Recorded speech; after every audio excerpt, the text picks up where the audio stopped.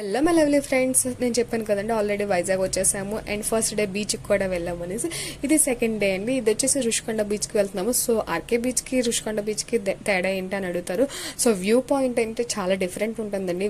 వెళ్ళే దారి కూడా చూసారు ఎంత నీట్గా, ఎంత మంచిగా, ఎంత గ్రీనరీగా అనిపిస్తుందో. సో దేని ప్రయారిటీ దానికే ఉంటుందండి. సో ఫస్ట్ అయితే మేము ఇక్కడికి వచ్చేసాము అండ్ ఇది గీతం కాలేజ్. అండ్ రుషికొండకు వచ్చిన తర్వాత ఆ బీచ్ వేవ్స్ చూస్తే మీరు చాలా ఫ్లాట్గా ఉంటాయండి. అంత పైకి రావు, అంత ఫోర్స్గా ఉండవు, అందుకే అంత డేంజర్ కూడా ఉండదు. కానీ మళ్ళీ చెప్తున్నాను, చాలా మంది చాలా లోపల వరకు వెళ్తున్నారు, నేను చూశాను. సో అంత లోపల వరకు వెళ్ళడం అయితే సేఫ్ కాదు. నేను ఎందుకంటే ఫస్ట్ మన సేఫ్టీ ముఖ్యం, తర్వాత ఏ ఎంజాయ్మెంట్ అయినా మనం ఉంటేనే కదా ఎంజాయ్ చేయగలుగుతాము ఇదంతా. సో చూడడానికి చూసారా ఎంత నీట్గా, ఎంత మంచిగా అనిపించిందో నాకైతే బీచ్ని. అండ్ చాలాసేపు అక్కడ ఉన్నాము, కాసేపు కూర్చొని అండ్ ఇలా ఎంజాయ్ చేసి అయితే ఇంటికైతే మళ్ళీ రిటర్న్ అయిపోయాము.